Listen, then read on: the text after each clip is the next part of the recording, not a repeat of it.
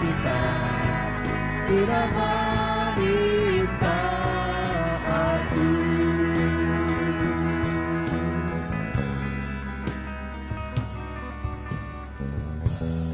Haleluya, haleluya. Mari kita serukan Shema Yisrael, Yahweh Elohenu, Yahweh Echad. Haleluya. Shema Yisrael, Yahweh Elohenu,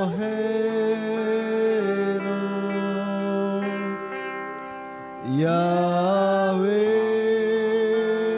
Echad.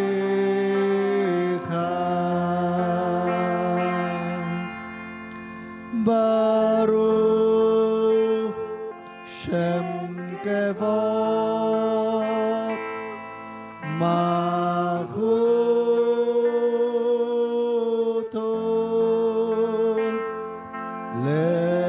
Leolam Vaed. Shema Indonesia, Shema Indonesia, Yahweh Elohenu,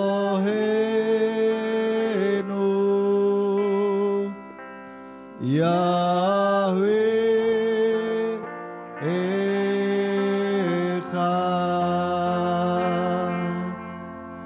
Baruch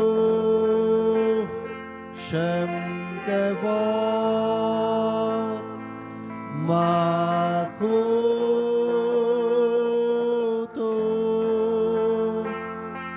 Leolam Vaed. Serukan Shema Ambarawa, Shema Ambarawa, Yahweh Elohenu, Yahweh Echad.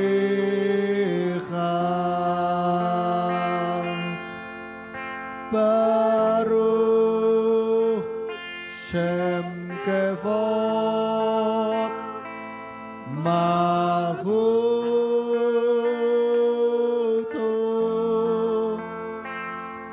Leolam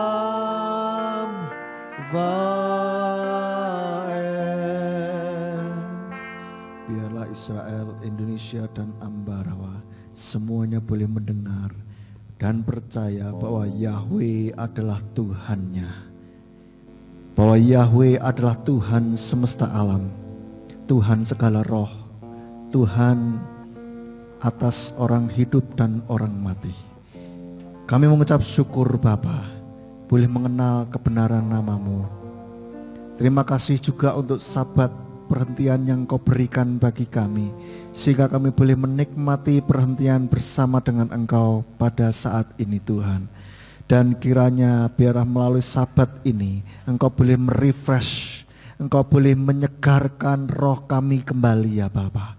Setelah kami seminggu kami boleh beraktivitas, dan biarlah saat ini kami mendedikasikan hati dan pikiran kami untuk mendengarkan firman-Mu. Biarlah firman yang ditaburkan ini boleh menjadi call HL di dalam kehidupan kami, menjadi suara-Mu yang membangkitkan iman kami, menguatkan iman kami, sehingga kami boleh tetap kuat di dalam Engkau, bahkan semakin hari semakin kuat. Dan biarlah rencana-Mu yang sedang Kau rancangkan atas kehidupan kami boleh digenapi di dalam setiap kehidupan kami. Terima kasih ya Bapa, berikan hikmat bagi kami untuk kami boleh mengerti, menangkap isi hati-Mu sesuai dengan kebutuhan kami masing-masing.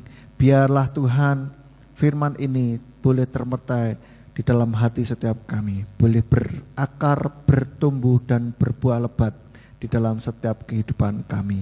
Terima kasih Tuhan, kami serahkan untuk waktu ini ke dalam tangan-Mu. Biarlah Tuhan yang beracara melalui hamba-Mu, dan biarlah Tuhan menguasai setiap hati pikiran kami, peralatan yang kami pakai.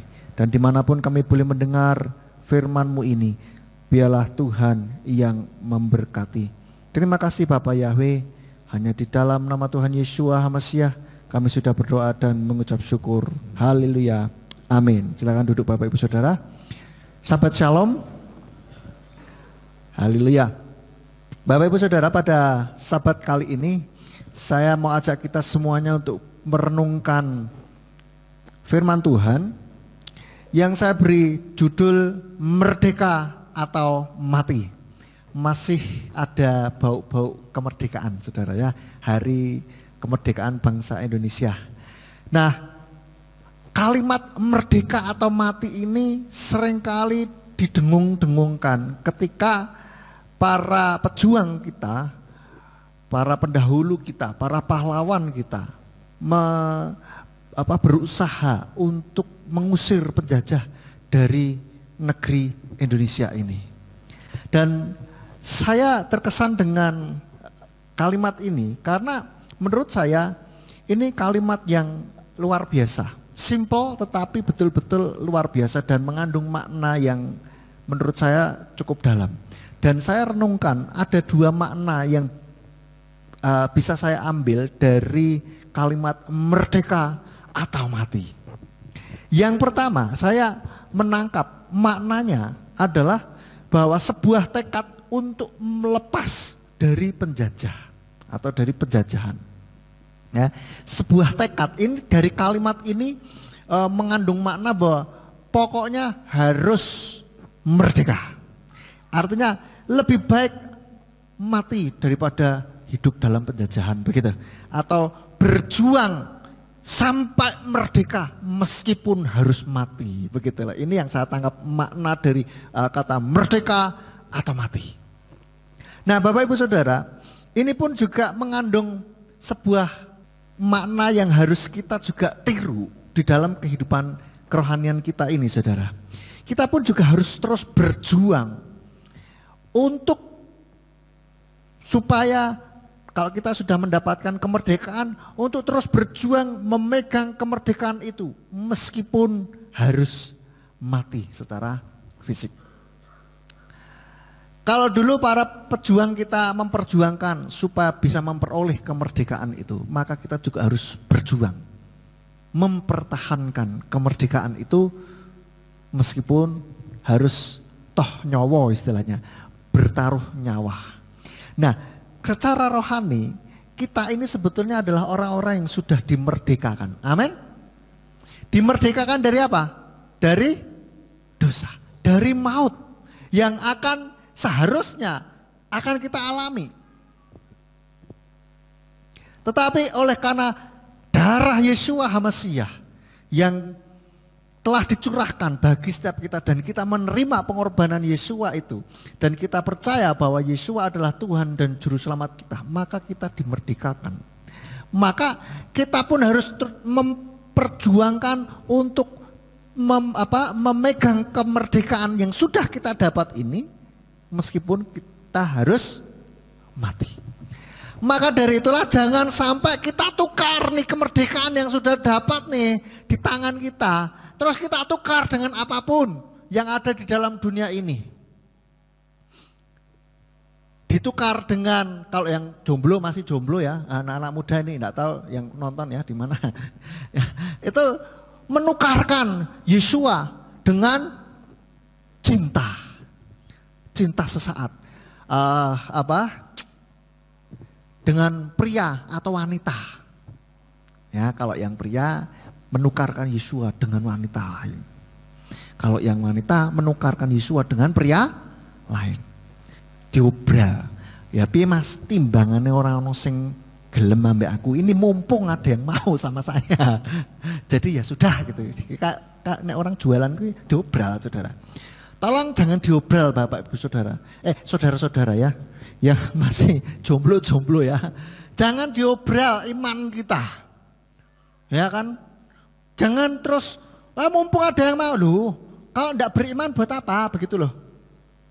Firman Tuhan katakan harus jadi pasangan yang seimbang. Jangan milih pasangan yang tidak seimbang.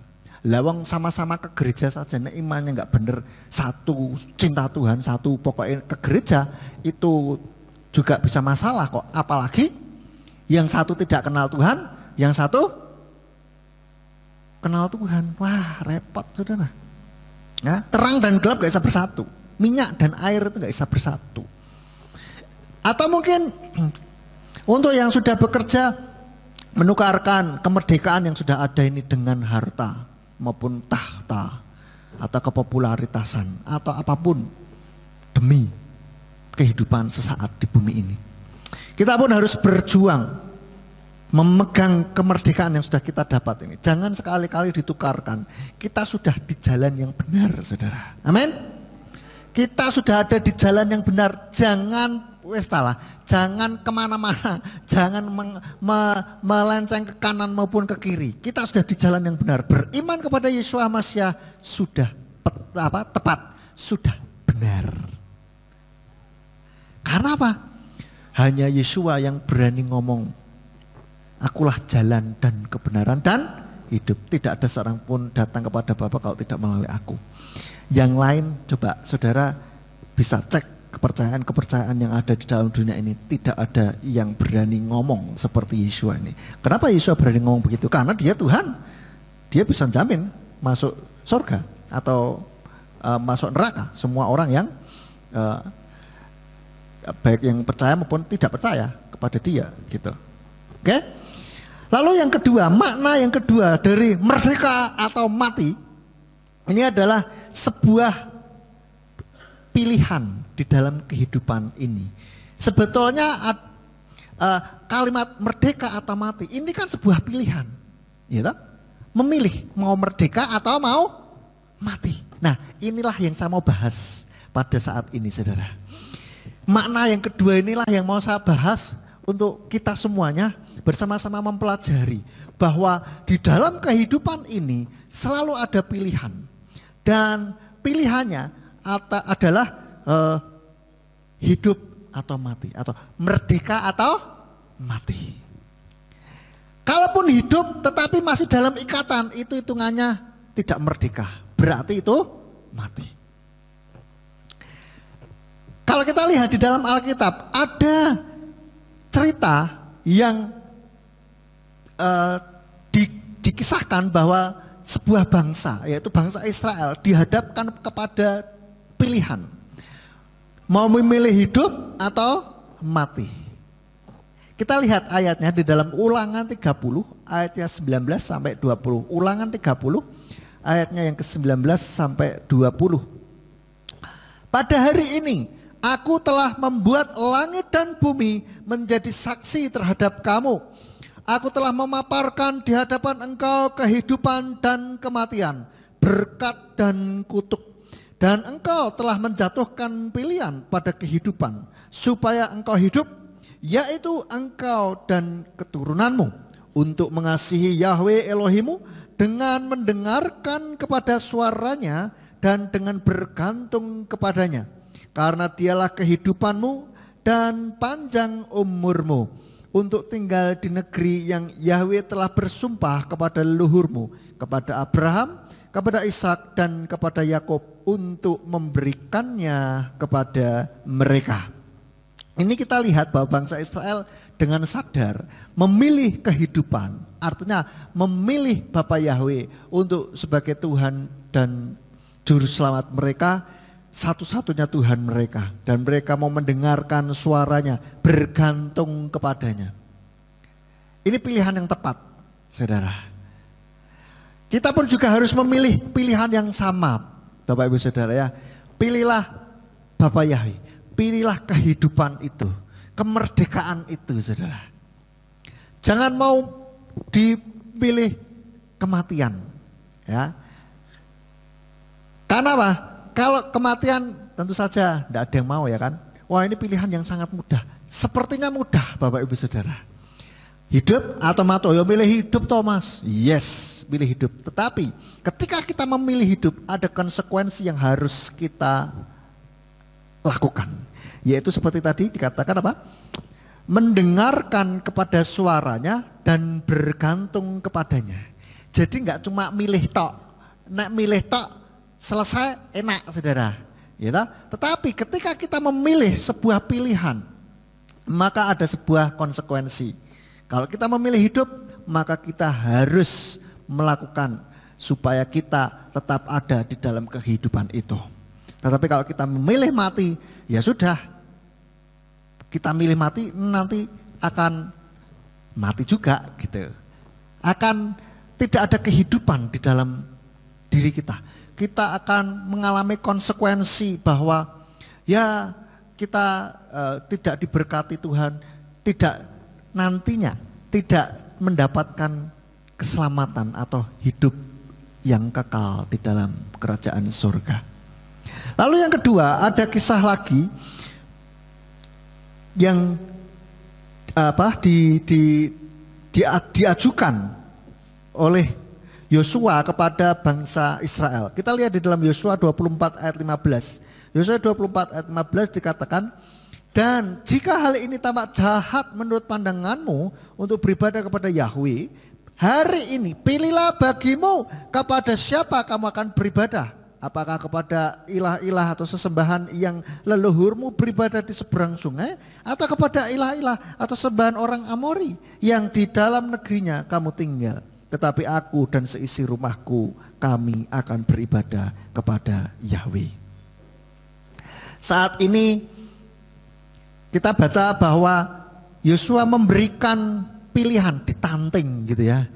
Sekarang wes milih gitu kan, milihlah kamu mau beribadah kepada siapa. Kamu mau beribadah kepada ilahnya orang Amori ataukah kepada ilah-ilah yang di seberang sungai? Terserah, tetapi aku dan seisi rumahku akan menyembah Bapa Yahweh. Ini pun pilihan yang harus kita ikuti saudara, supaya kita boleh mendapatkan kemerdekaan di dalam kehidupan kita. Yaitu kita boleh menyembah Bapa Yahweh sebagai Tuhan kita. Jangan milih ilah yang lain saudara.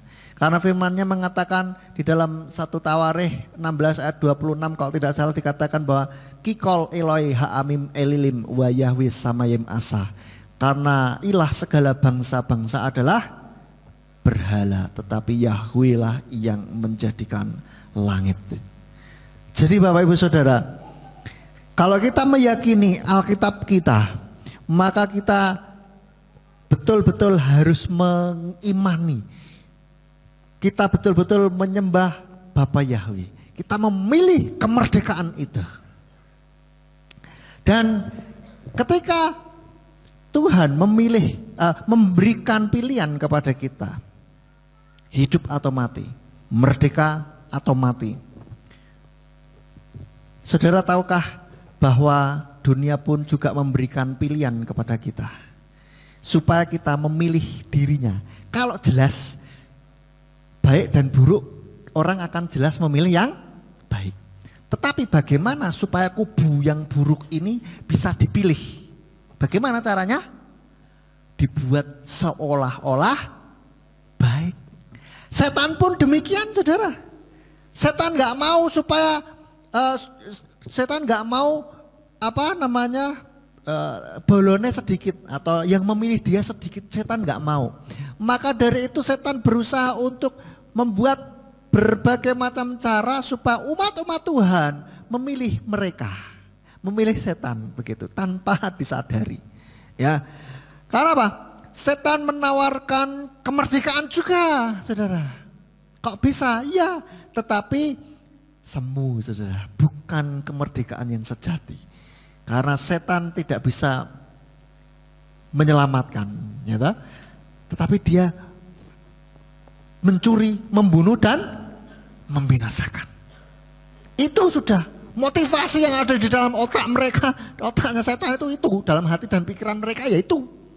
Enggak ada untuk supaya ben selamat gitu, enggak.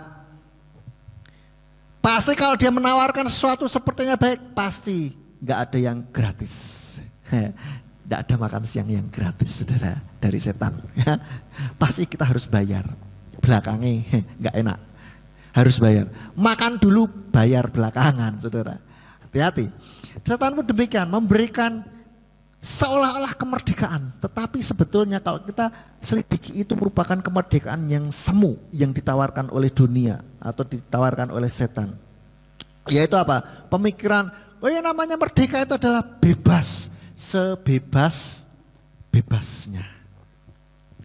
Lalu dianggap loh, katanya kalau kita sudah merdeka, sudah diselamatkan, sudah mendapatkan anugerah, maka kita bisa apapun, ya kan? Sekali selamat tetap selamat. Oh, hati-hati saudara. Hati-hati saudara. Bukankah kamu sudah dimerdekakan? Sudah diselamatkan? Jadi apapun yang kamu lakukan pasti selamat. Tenang saja bro. Langsung pemikiran itu. Apakah demikian? Seperti itulah yang Tuhan bilang, kemerdekaan yang seperti itu. Tidak saudara. Nanti kita akan bahas sampai sana. Setan membuat sepertinya merdeka, bebas, sebebas-bebasnya. Sehingga orang akan berpikir, ya kalau saya sudah terima Yesus pasti selamat. Terus berbuat dosa, pokoknya selamat. Tuhan kan sudah menebus dosa saya, menghapus dosa saya. Baik dosa masa lalu, dosa sekarang maupun dosa yang akan datang. Sehingga saya boleh ngapain aja. Toh pasti sudah diampuni. Apakah begitu logikanya? Tidak. Tuhan katakan bertobat dan jangan berbuat dosa lagi. Tuhan katakan nanti di hari-hari penghakiman nanti akan ada orang yang bilang, Tuhan bukankah aku sudah berbuat demi namamu, mengusir setan demi namamu, dan seterusnya dan seterusnya. Tapi Tuhan akan berterus terang, enyahlah daripadaku, hai kamu semua pembuat kedurhakaan. Bukan setiap orang yang berseru kepadaku Tuhan akan masuk dalam kerajaan surga, tetapi dia yang melakukan kehendak Bapa. Artinya kalau mau masuk ke surga, ya harus melakukan kehendak Bapa. Enggak cukup kalau cuman oke, percaya Yesus terus berpikir pasti selamat, mau apapun juga pasti selamat. Yo salah, enggak sesuai firman Tuhan.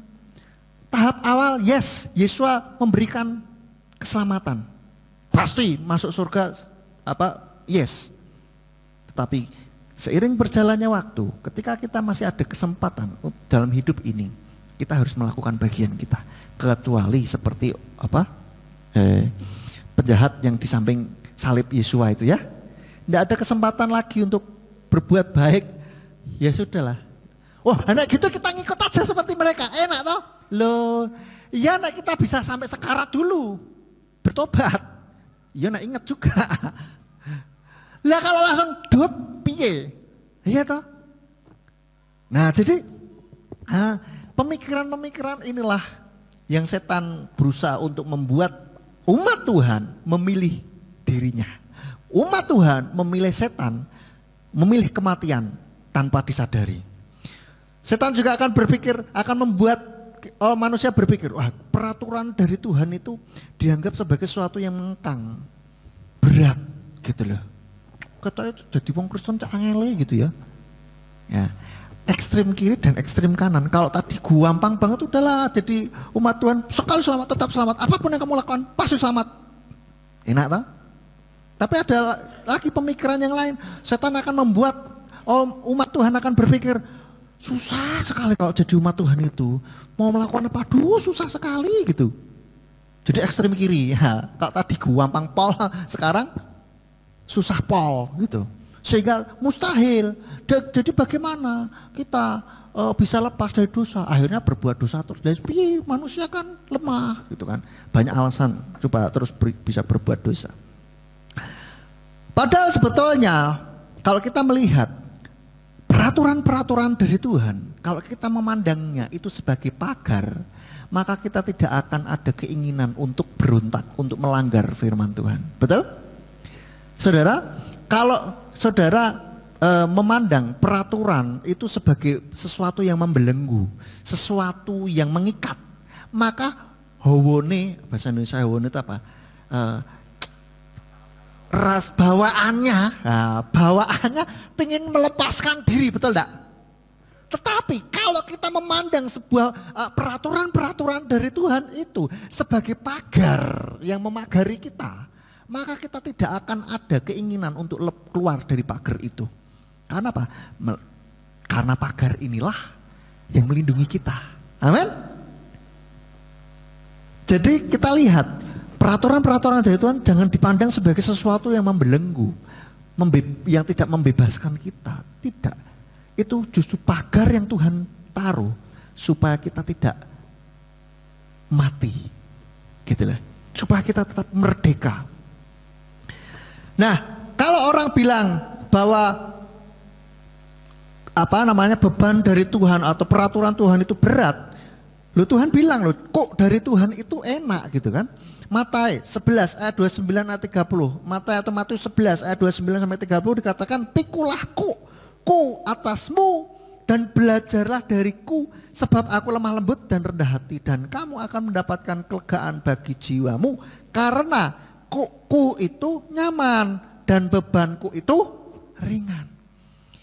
Kuk itu kayak kalau Pak Tani membajak sawah pakai kebu, itu kayak apa yang dipasang di lehernya kebu itu saudara, supaya jalan itu bisa bareng gitu. Itu jadi bukan sesuatu yang mengekang, justru itu yang membuat kita bisa berjalan bersama gitu loh, seirama dengan Tuhan gitu loh saudara, sesuai apa yang Tuhan mau.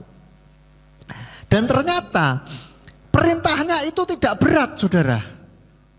Perintahnya itu enggak berat. Kalau orang bilang wah susah jadi orang Kristen apalagi sudah kenal Bapak Yahweh, angel. Loh salah. Firman Tuhan katakan bahwa perintahnya Tuhan itu tidak berat. Kita lihat di dalam 1 Yohanes 5 ayat 3.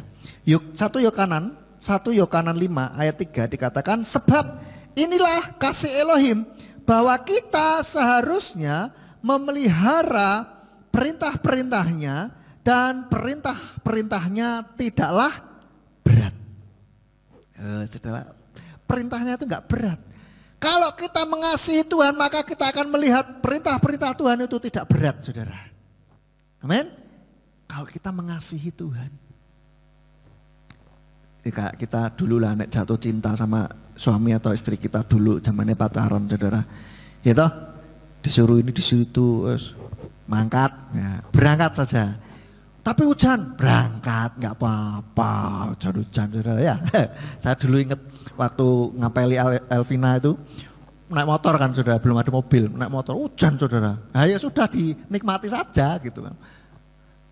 Tapi kalau misalkan saya suruh kemana gitu, ke rumah temen yang ya biasa saja begitu, rumah temen udan nanti saya saudara ya kan begitu. Kenapa? Ada rasa kasih, ada rasa cinta begitu. Demikian pula kalau kita cinta Tuhan, maka hujan pun nggak masalah. Seperti ini luar biasa bagi saudara semua yang hari ini bisa datang ke gereja ini. Hujan terus ya tadi pas mau mulai hujan terus, tapi saudara terabas sampai ke sini, luar biasa. Bukti kalau saudara cinta kepada Tuhan. Ya luar biasa sekali. Nah ini terabas nggak usah pikir gitu kan. Karena pasti kita cinta dan tidak terasa berat. Amin. Gitu saudara. Dulu saya ingat betul, pernah sebelum kenal Elvina itu mendeketin cewek, dikenalin sama saudaranya mami di Jogja. Saya datangin saudara dari Ambara ke Jogja saudara, naik motor saudara. Naik sekarang ada ya toh saudara. Kalau misalkan teman nemenin aja, misalkan kemana gitu, ya saya kayak sekarang ini disuruh kalau suruh ke kampus gitu, wah ya berat, wah tuh Jogja loh. Ya toh, perjalanan 2 jam, bolak-balik 4 jam saudara. Ya, kalau tidak ada rasa cinta itu rasa berat rasanya gitu. Tetapi kalau ada rasa cinta itu tidak berat, terasa ringan saudara. Ya, maka dari itu pastikan kita mengasihi Tuhan sehingga kita tidak memandang perintah-perintah Tuhan itu berat. Lalu saya mau katakan bahwa kemerdekaan yang ditawarkan dunia ini justru membelenggu kita. Sepertinya merdeka, bebas gitu kan. Tetapi sebetulnya kemerdekaan yang sepertinya merdeka, tetapi justru itu masuk ke dalam perangkap. Masuk di dalam ikatan-ikatan yang sulit untuk dilepaskan. Nah, contohnya apa? Justru masuk dalam penjajahan istilahnya begitu ya. Contohnya bebas berbohong. Ya. Contoh saja, mungkin ada orang di dunia ini suka yang kan ada namanya April Mop ya. April Mop itu apa? Tanggal 1 April yang katanya orang boleh berbohong. Sah-sah saja itu untuk apa? Guyonan, saudara. Bebas berbohong. Tetapi sebetulnya ketika kita merasa bebas berbohong, justru itulah perangkap bagi kita untuk kita jatuh ke dalam dosa. Bohong, kalau mau supaya tidak ketahuan harus apa? Berbohong lagi, betul gak? Supaya tidak ketahuan berbohong lagi, maka kebohongan yang satu akan harus ditutupi dengan kebohongan yang lain, dan kita akan terikat di dalam dosa kebohongan. Gitu? Ini. Lalu apalagi anak-anak muda yang bebas, kita itu sudah merdeka, boleh ngobat. Ya, ngobat bukan obat yang di apotek, tetapi obat-obatan terlarang. Wah, dicoba sesekali, ya. Justru ketika kita mulai merasa bebas dan kita mencoba hal-hal itu yang katanya bebas, maka akan terperangkap di dalam ikatan itu. Orang sekali mencoba obat terlarang, susah keluarnya, saudara. Kecanduan, enak rasanya, katanya begitu. Saya sih tidak pernah nyoba. Lalu ada lagi seks bebas. Wah, anak-anak muda ini sekali lagi ya, untuk anak muda juga nih pacaran, waduh, nek pacaran ndak menjaga kekudusan, gitu. Sukanya yang gelap-gelap, mengarahnya menjurus hal-hal yang berbau seksualitas. Ya, akhirnya apa? Terlibat di dalam dosa perzinahan, di dalam dosa percabulan. Pengen stop kok nagihi, pengen maneh. Gitu. Kalau habis melakukan mungkin merasa berdosa, minta ampun, tapi begitu balik maneh, kembali lagi ke situ terus. Nah, ini akhirnya mengikat, membuat diri kita terjajah di dalam dosa seksualitas ini. Maka dari itu saya bilang sama anak-anak muda, tolong kalau pacaran yang benar, ndak usah cium-ciuman, nggak usah peluk-pelukan, ya, gandengan tangan maksimal itu sudah maksimal, mentok. Ndak usah macam-macam lah, gerayangan tangannya, kemana-mana. Yang cewek juga menikmati, bablas itu sudah, ya. Jadi hati-hati. Lalu apalagi minum-minuman keras, rokok, kayak bebas, semua. Jadi akhirnya sekali coba pengen terus begitu. Dan sepertinya bebas, kita oke, ini boleh, itu boleh. Tetapi ternyata membuat kita terperangkap, membuat kita terikat dengan itu, kita nggak bisa lepas. Dengan susah payah harus dilepaskan. Ini kemerdekaan yang dunia tawarkan kepada kita, kepada orang-orang yang tidak,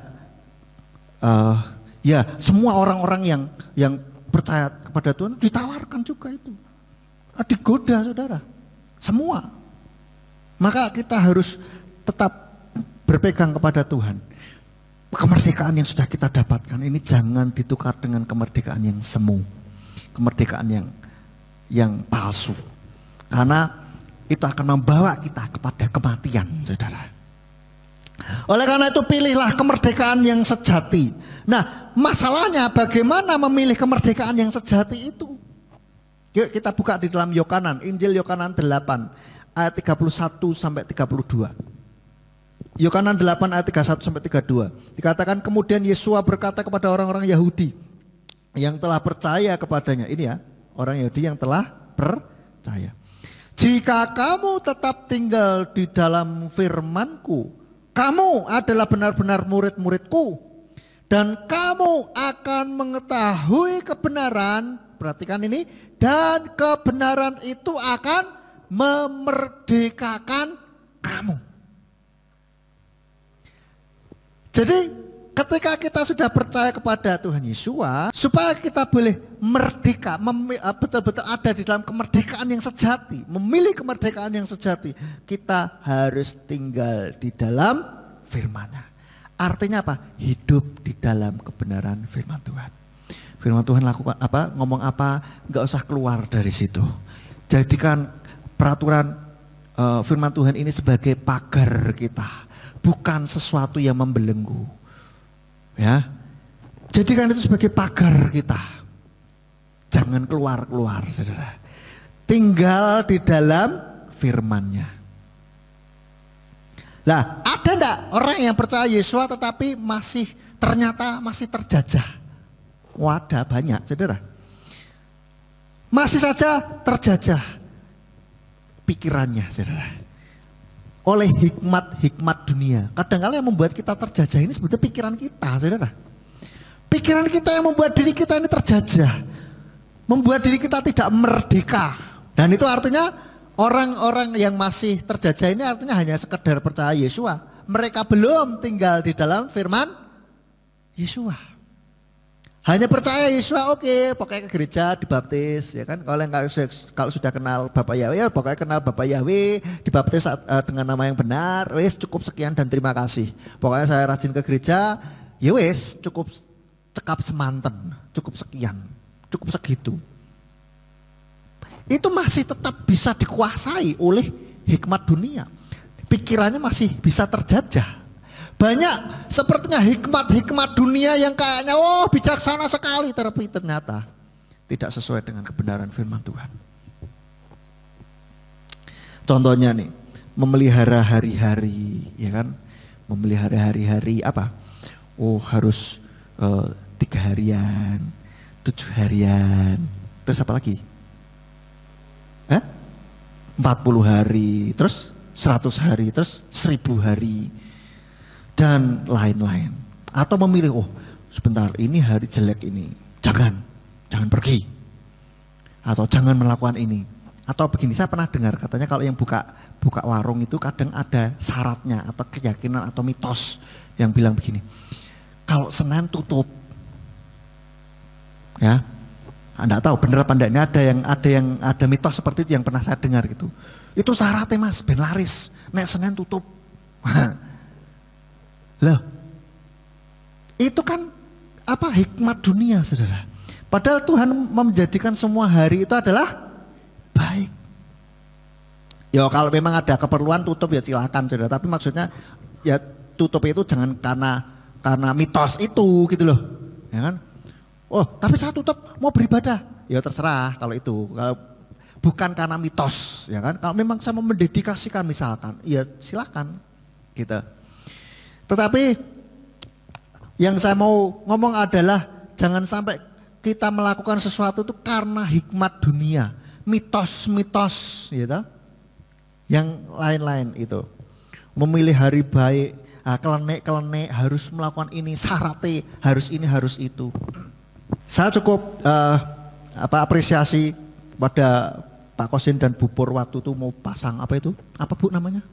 Wuwungan. Atapnya itu mulu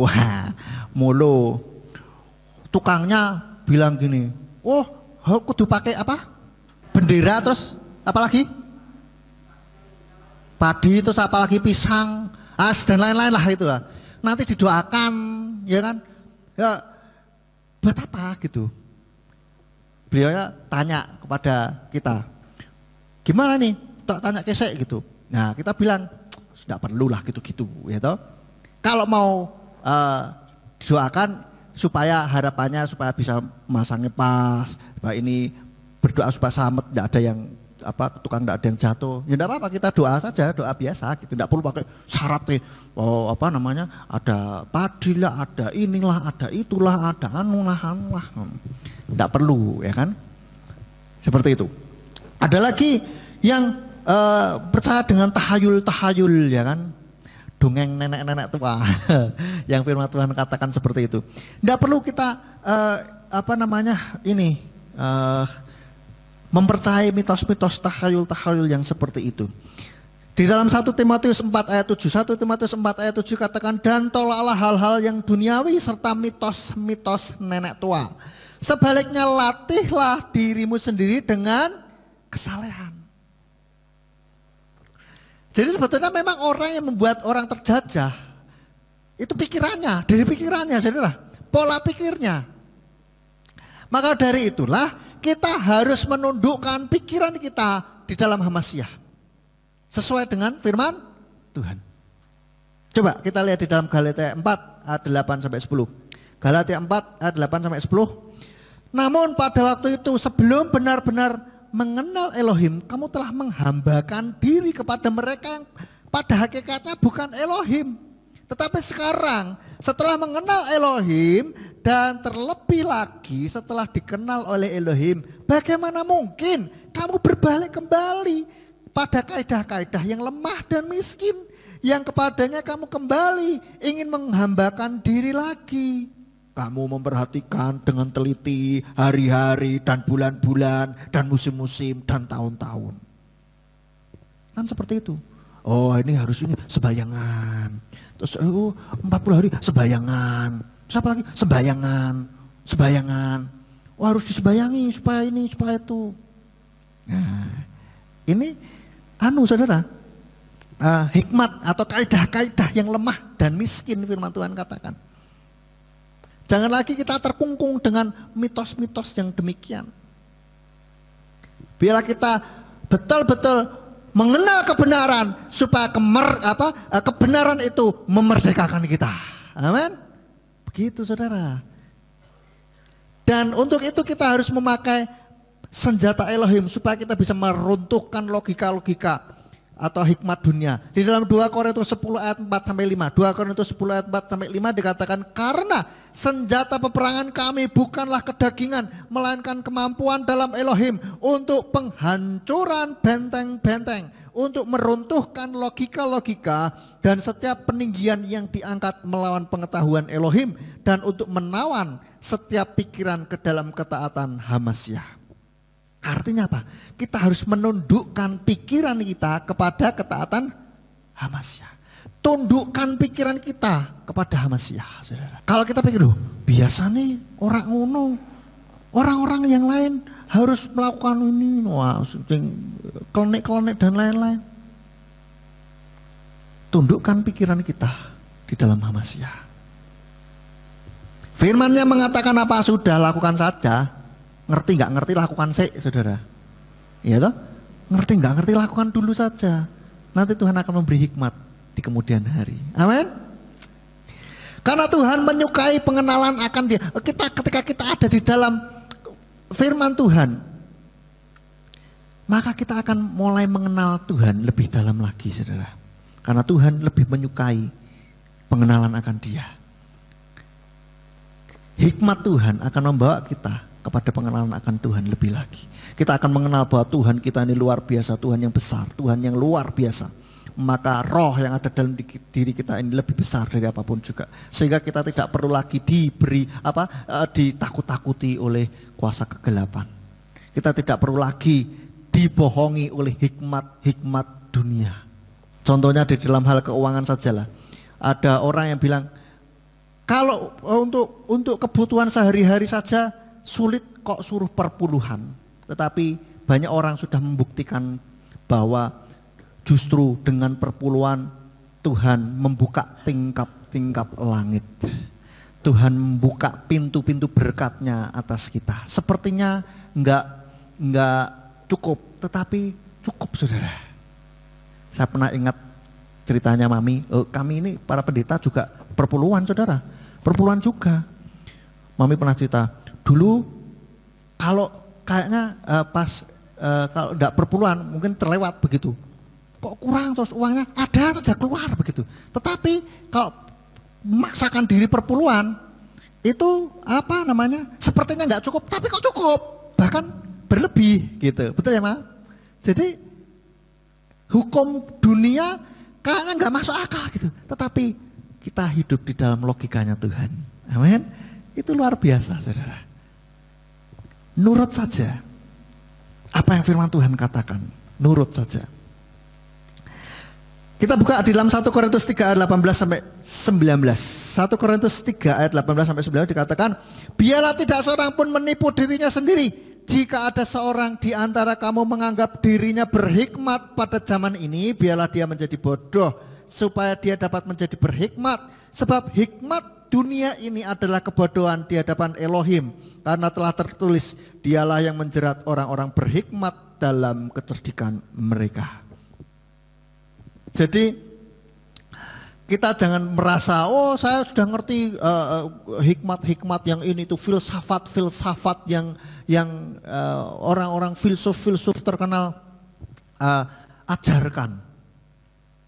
Tetapi kita cek, selalu cek dan recheck dengan kebenaran firman Tuhan. Supaya kita boleh mengenal kebenaran itu, dan kebenaran itulah yang akan memerdekakan kita. Karena apa? Kalau pemikiran kita sudah terkungkung, sudah terjajah, maka kita tidak akan bisa keluar dari itu. Penjara yang ngeri itu adalah bukan penjara secara fisik, tetapi penjara pikiran, saudara. Penjara pikiran. Ada orang yang tidak berani melangkah, ditakut-takuti. Karena apa? Terpenjara dalam pikiran. Saya ingat betul waktu dulu Jokowi mau Freeport, mau mengambil Freeport, itu wah katanya banyak yang mempengaruhi. Ternyata dulu presiden-presiden sebelumnya juga begitu, makanya nggak berani melangkah gitu. Tetapi beliau berani, apa? Ternyata enggak ada apa-apa juga gitu kan. Ternyata enggak semenakutkan yang dibayangkan juga. Karena apa? Dalam pikiran. Kalau kita sudah terlalu takut, ya kan? Setan memberikan rasa takut, memberikan jangan-jangan begini, jangan-jangan begitu, jangan-jangan begini. Wah, kita enggak akan berani melangkah, saudara. Waduh, sudah pikirannya kalut, enggak karu-karuan, stres dewi. Padahal enggak ada apa-apa. Padahal sebenarnya baik-baik saja. Ya sebetulnya ya enggak begitu gitu kan. Ada pikiran sudah terpenjara, sudah terbelenggu pikiran.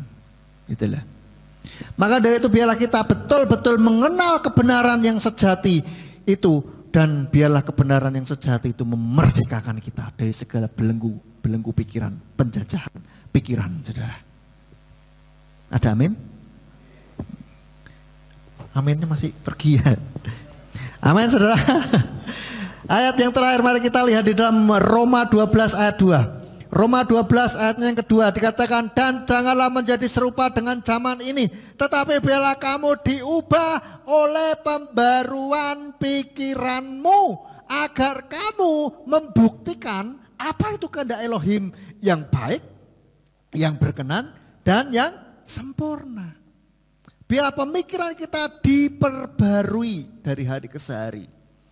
Makanya supaya bisa pikiran kita diperbarui, yang pertama kita harus menundukkan pikiran kita kepada Mesias.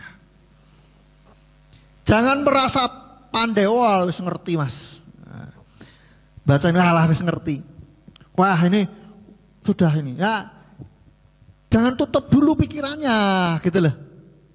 Belajar dulu baru ngomong. Nah, seperti orang-orang yang belum kenal nama Bapa, kokoh dengan nama ilah lain kan begitu, saudara.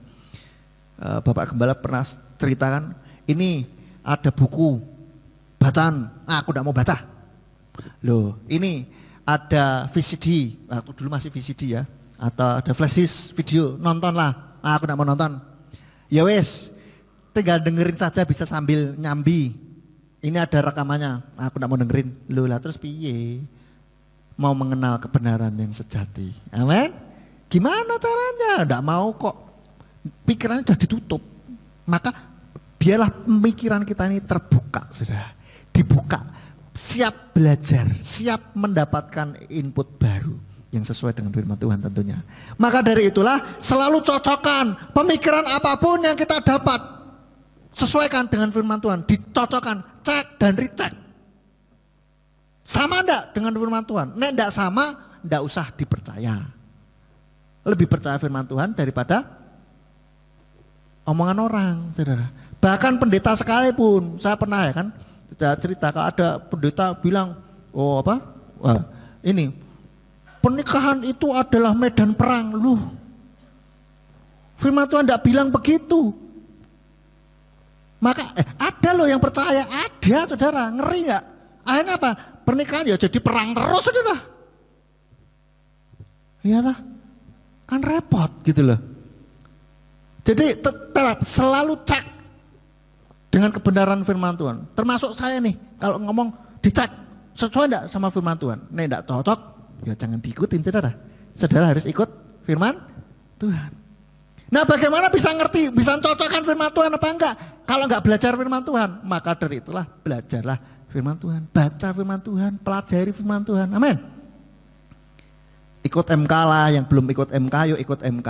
Wah jauh ya, ikut via radio saja saudara. Bisa didengarkan dimanapun berada, ya kan? Belajar kebenaran firman Tuhan bersama-sama. Kadang baca firman Tuhan sendiri dipelajari sendiri. Kalau ada yang ini tidak mudeng ditanyakan. Ada beberapa dari antara saudara yang kadang WA saya, Mas ini gimana artinya? Itu bagus, luar biasa artinya membaca firman Tuhan.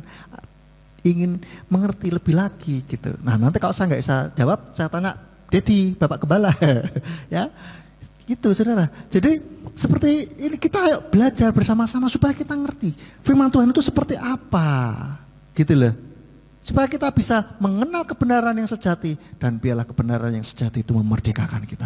Karena kalau kita tidak ada di dalam kebenaran yang sejati, maka kita hidup dalam kematian, dalam belenggu, dalam penjajahan, saudara. Oleh karena itu pilihlah kemerdekaan di dalam Tuhan supaya kita tidak mati. Jadi merdeka atau mati, saudara pilih mana? Merdeka. Yang mantap gitu loh saudara. Dumahe sudah lewat Agustus. Harus yang semangat. Merdeka atau mati? Merdeka. Pilihlah kemerdekaan di dalam Yeshua HaMashiach. Amin buat firman Tuhan. Mari kita tundukkan kepala kita, bangkit berdiri. Kita akhiri ibadah kita pada malam hari ini. Kami mengucap syukur Bapa Yahweh buat firman yang sudah ditaburkan. Biarlah kami boleh hidup di dalam kemerdekaan-Mu Tuhan. Biarlah kami tetap ada di dalam kemerdekaan. Biarlah kami boleh terus memegang kemerdekaan yang sudah Engkau berikan bagi kami. Biarlah hidup kami dimerdekakan oleh Engkau selalu. Pemikiran-pemikiran yang selama ini membelenggu kami, yang membohongi kami, yang mengekang kami, yang membuat kami tidak bebas, yang membuat kami ternyata ada dalam belenggu dosa, yang ternyata membuat kami ada dalam belenggu kebohongan kuasa gelap, tipu muslihat setan. Biarlah saat ini Engkau bebaskan di dalam nama Yeshua HaMashiach. Biarlah kebenaran yang Engkau berikan kepada kami itu boleh terus membebaskan kami dari segala pola pikir yang jahat, pola pikir yang sesat, pola pikir yang tidak sesuai dengan kebenaran firman-Mu. Mari Bapak Yahweh, biarlah Tuhan terus berbicara kepada kami, buat kami mempunyai kemerdekaan selalu di dalam Engkau ya Bapa. Biarlah kami boleh hidup di dalam firman-Mu selalu, ada dalam kebenaran yang sejati. Terima kasih Bapak Yahweh. Engkau memberkati setiap kami yang sudah mendengarkan, baik di tempat ini maupun di manapun kami berada. Tuhan yang memberkati, Tuhan yang membuat kami terus ada di dalam jalan-jalan-Mu. Terima kasih Bapak, dan bila sebentar kami akan pulang, kami juga memberkati untuk anak-anak-Mu yang sudah bertugas pada petang hari ini. Tuhan yang memberkati pelayanannya lebih hari lebih heran. Tuhan tolong berikan urapan-Mu lebih hari lebih heran untuk supaya kemuliaan-Mu boleh terus dinyatakan. Dan kepada setiap kami yang sudah hadir dan mendengarkan atau menyimak via YouTube, Tuhan yang memberkati usaha pekerjaan kami, biarlah kami boleh ada di dalam jalan-jalan-Mu. Dibuatnya oleh Engkau berhasil ya Bapa. Engkau memberkati kami yang berjualan, Tuhan kirimkan orang-orang untuk membeli barang dagangan kami. Kami yang membuka usaha jasa, Tuhan kirimkan orang-orang untuk memakai jasa kami. Kami yang bekerja di institusi, bekerja di pabrik, di sekolah, dimanapun, Tuhan memberkati. Biarlah Engkau menyertai setiap kami, sebagaimana Engkau menyertai Yusuf ketika ada di Mesir. Biarlah tempat di mana kami berada, bekerja, itu mendapatkan berkat, karena Engkau karena ada kami, anak-anak-Mu yang bekerja di sana. Terima kasih Bapak Yahweh, terima kasih.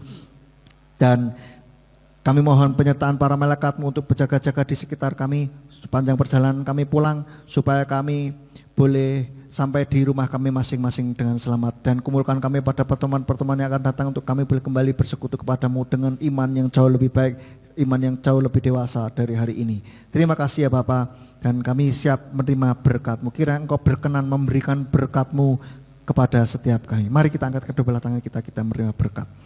Yevareka Yahweh Vayisbereka, Bapa Yahweh memberkati engkau dan memelihara engkau. Yaer Yahweh panoleka wikunika, Bapa Yahweh membuat wajahnya bersinar atasmu dan bermurah hati kepadamu. Yisa Yahweh panoleka wayasem leka shalom, Bapa Yahweh menghadapkan wajahnya kepadamu dan memberi engkau damai sejahtera. Diberkatilah engkau di kota dan di ladang. Diberkatilah buah kandunganmu, hasil bumimu dan hasil ternakmu, yakni anak-anak lembu dan anak-anak kambing dombamu. Diberkatilah bakulmu dan tempat adonanmu. Diberkatilah engkau pada waktu masuk dan pada waktu keluar. Sekarang pulanglah dan terimalah kasih, terimalah berkat, kasih dari Bapa Yahweh, kasih karena dari Yeshua Hamasyah Sang Pembeli Jiwa, dan Ruach HaKodes menyertai engkau sampai Maranatha. Yeshua Hamasyah datang kembali yang kedua kalinya untuk mengangkat kita semuanya. Haleluya, amin. Sahabat Shalom, selamat pulang, Bapa Yahweh memberkati.